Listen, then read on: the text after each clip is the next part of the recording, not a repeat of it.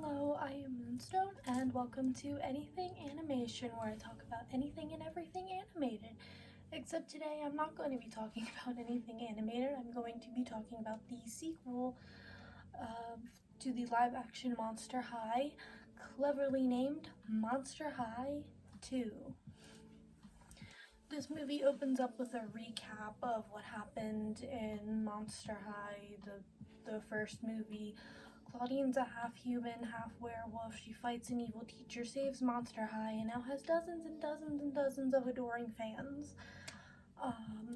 Monster High 2 takes place a year later after it all happened, so all of our favorite main characters are now in 10th grade except for Draculaura, who, if I remember correct, is a year older than everybody, so she would be a junior. She's throwing a little first day of school party, sort of, where we get to re-meet all of our favorite monsters, and then once Claudine shows up, all her fans swarm her, and then we break into our first song, which is okay. The song's okay.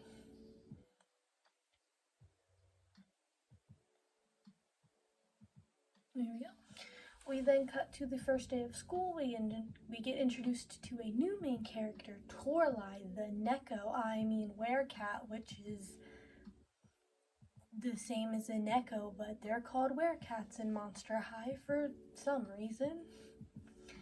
Anyway, she was in Scaris, France, studying abroad, hence why she was nowhere in the first movie. We also Draculaura meets another new character, a vampire named Billy, I think. I don't know. I forgot his name. But anyway, he's a vampire, so yeah.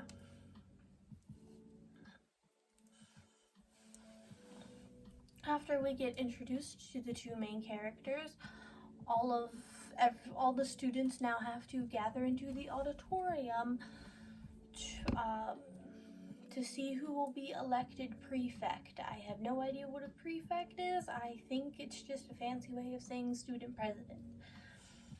Anyway, because the school is alive, the school gets to choose the two students who get to run against each other, and wouldn't you know it, the school just so happens to pick Claudine and Torlai. Draculaura explains the rules of prefect. Basically, the school will be watching them, and there are these two skulls. Claudine has purple, Torlai has orange. Whichever one fills up the most wins. And that's it.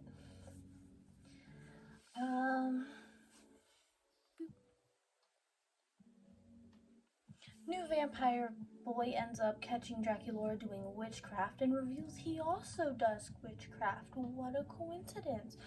Both vampires, both do witchcraft, and both hate garlic and anchovies. Wow, the perfect man.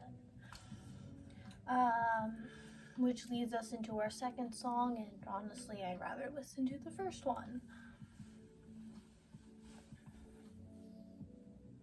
Later on that night, when the three are trying to sleep, when the main three, Claudine, Frankie, and Draculaura, are trying to sleep, some creepy shadow people appear going through the window looking for Draculaura.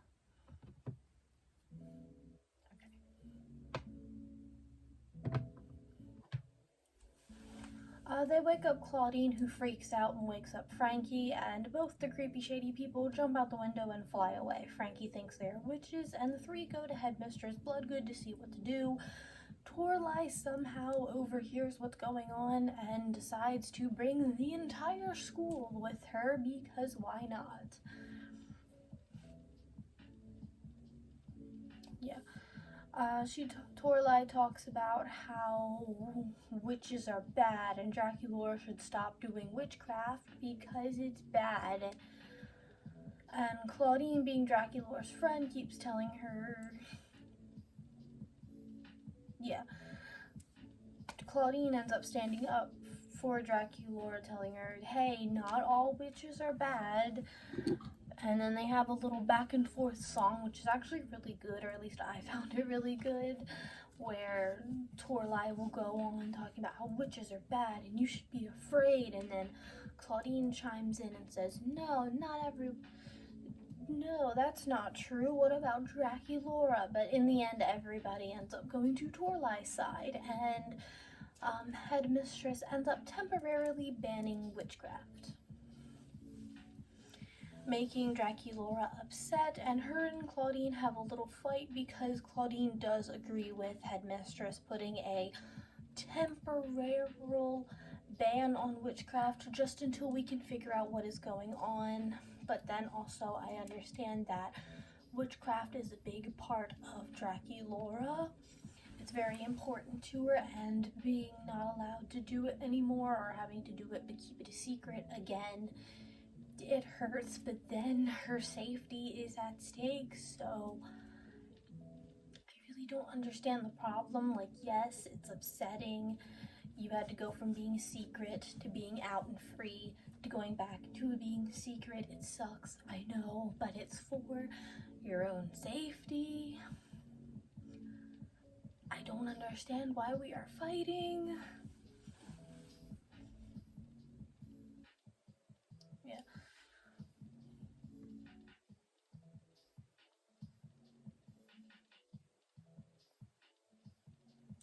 Draculaura goes to talk to Billy, and Billy reveals that he's not actually a vampire. He's a human, a witch human. And then we find out that vampires and witches actually hate each other because a long time ago a vampire fell in love with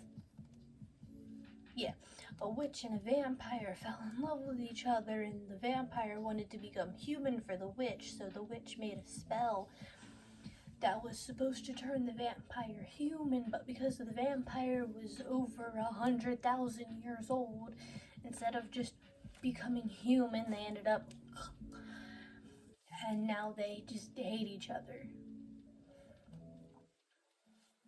Yeah.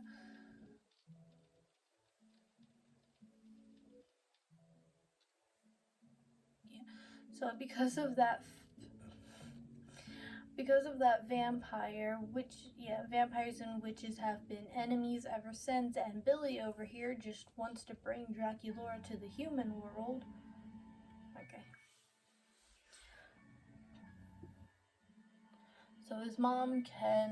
So him and his mom can somehow work together and end the vampire witchcraft wars. And we get another problem. Draculaura's dad tells Claudine and Frankie that he's going to be there tomorrow for Draculaura's sweet 1600th birthday. Claudine and Frankie tell the rest of the main characters that Draculaura ran away. They don't know where, they don't know why, they don't know when she will be back, and she left her phone, so they have no way to contact her. They end up breaking into Billy's room to see if there's any kind of clue of where they might have gone. How they knew to check Billy's room, I don't know, but they just knew.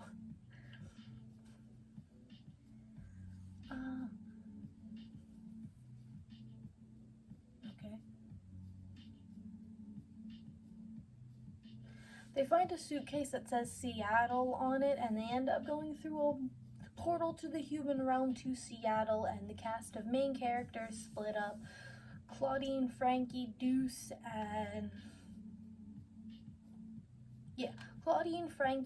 and another new main character, Heath, end up going to the human world, while Cleo ends up staying behind. I think Cleo and Laguna end up staying behind to help Claudine run her campaign. Claudine discovers a place called Coleman Eves, which when the letters are switched around can spells Salem Coven, the most powerful witch coven in the world. We then cut to Draculaura and Billy. We finally meet Billy's mom, Queen of the Witches.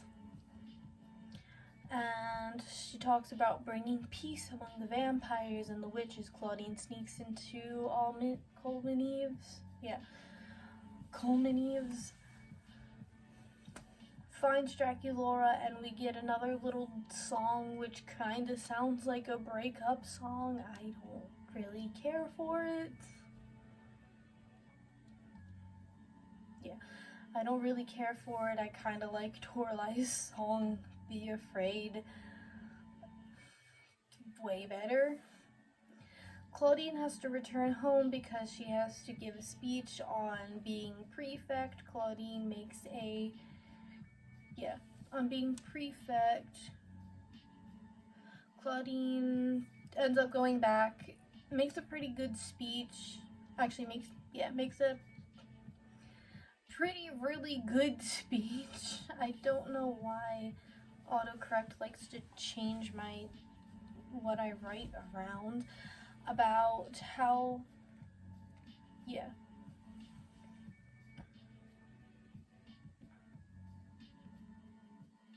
has to give a speech. She ends up making it back. She gives her speech about how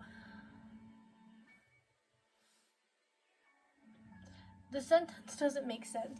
She makes her speech. She starts off by talking about how witches are bad, but then switches it around and talks about how that's how the humans see monsters, so why should we see witches that way? And it's actually really impactful, and I really enjoyed it.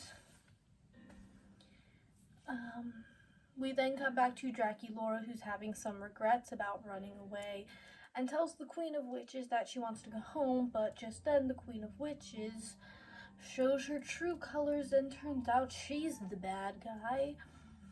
And turns out Draculaura wasn't a guest, she was a prisoner. The Queen of Witches traps Draculaura and tells her that she's going to perform the mortality curse that will all vampires.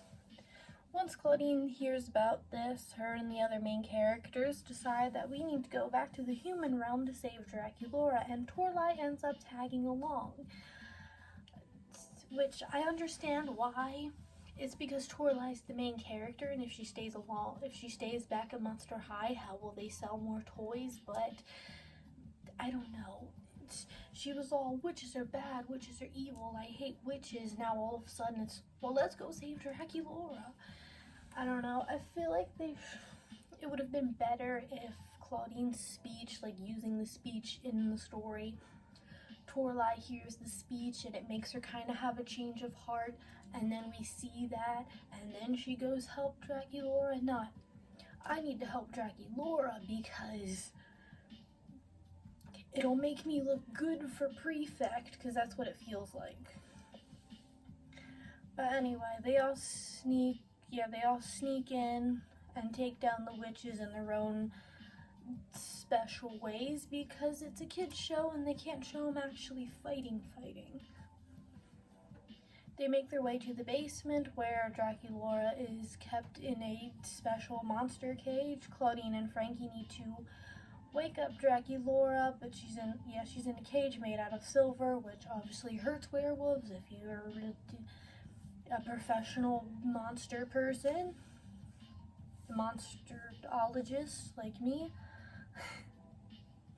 So instead of turning human to wake up Draculaura, because remember Claudine's half human, she could have just whooshed back into her human side and then grabbed the bars and then reach in and wake up Draculaura. Instead, Claudine does this really cool thing where she has her hands on the bars, she's in her werewolf form, the bars are burning her hands, and she's ripping them apart so she can reach in and grab Draculaura to wake her up, and it just looks really cool. Like, if I were Claudine, I would just human and then try to reach in, but it was really cool. It wasn't the smartest thing, but yet she was panicking. Her friend's in danger. You're not gonna think clearly when your friend's in danger. But yeah, she reaches through she doesn't break the bars, she pulls them apart, reaches in, wakes Draculaura up, but because her hands are all burnt, and when she reached in, her arms all burned. Yeah, she wakes Dracula up, but it's too late. Everything fades to black. Claudine falls over, and everything fades to black. And all we hear is Frankie telling Claudine to wake up. We see, that's all we hear as everything's black. Then we see Claudine in the black void, looking at old memories of her and her friends. And the Grim Reaper shows up. And this is the part that got me. This is the part that really got me.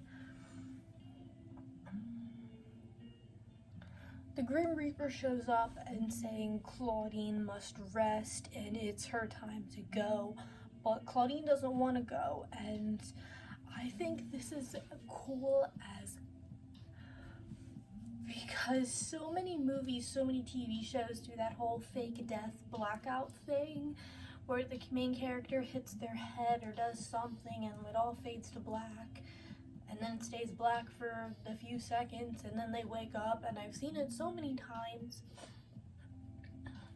I've seen it so many times to the point where I know the main character is knocked out. I know they're just passed out. They can't really go because they're the main character. They can't go.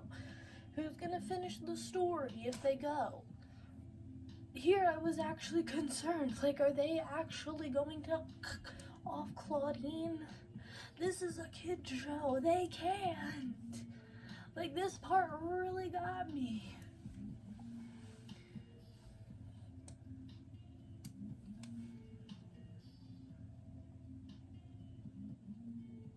So Claudine ends up leaving the void. She opens her eyes and we see Draculaura. She looks so cool.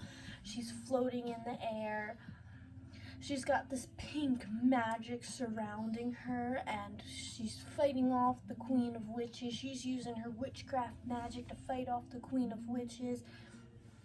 And she somehow summons all these bats because she's a vampire. And although we don't get to see this epic, cool scene because Claudine closes her eyes again and this time actually passes out, so we don't actually get to see the fighting, but the whole scene with Claudine and the Grim Reaper, that was cool.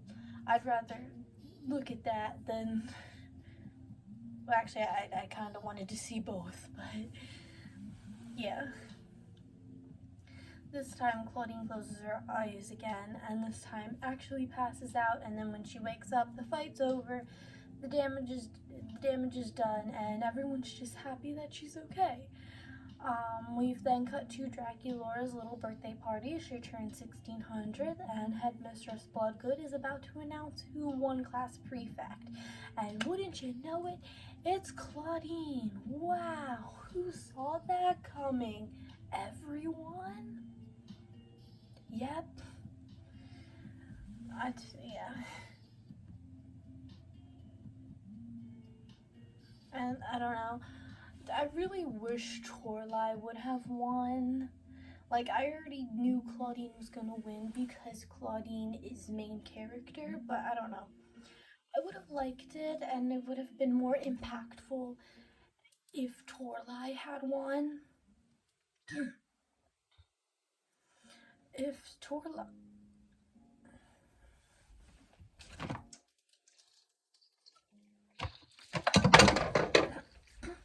my stuff. There we go. Sorry about that.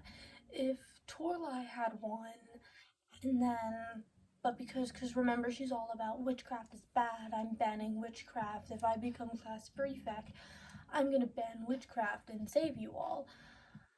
I feel like it would have been more impactful if Toralei had won and then was like, hey, Claudine, hearing your speech and us going on that little adventure and saving Draculaura and stuff, I kind of changed my ways. Maybe witchcraft isn't all that bad, and I would like you to be my vice class president, except they're called prefects here, not class presidents, so I'm not sure.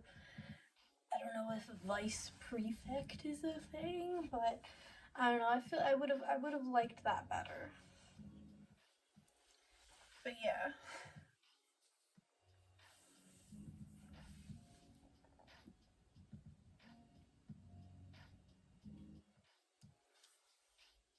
Yeah, because if that would have happened, Torlai could have actually have developed as a character instead of going from witches are bad, witches are evil, I want to ban witchcraft to I all of a sudden want to save Dracula and I am all of a sudden okay with witchcraft. Like when you watch the movie, it kind of the switch is so fast and I don't like it. I want it to be a slow switch, a slow, more realistic switch. But anyway, that's the end. Oh, no, wait, no, it's not, because Claudine and Deuce kiss, which probably rided every old Monster High fan. And we get our last song, which is pretty good. I enjoyed it. And yeah, Deuce decides to go do his Gorgon thing, which was he only mentioned it like once, but because he's a Gorgon, he has to go on this this self-discovery journey, this spiritual journey to find himself. And he didn't want to go at first because Claudine, but then he decided, hey, I'm gonna go now, bye. So yeah, he's gonna be gone for a year, so we probably won't see him in the next movie. And then we get a little cliffhanger, and we get a cliffhanger. We see the Grim Reaper outside of Monster High talking about how he doesn't like to get cheated out. He talks about how everyone must rest and he won't be cheated again. And then we zoom in on Frankie, giving us a hint that Monster High 3 is guaranteed, or at least I hope it's guaranteed, and it's gonna focus on Frankie, and I'm excited because Frankie's my favorite person. Or my favorite monster, I should say.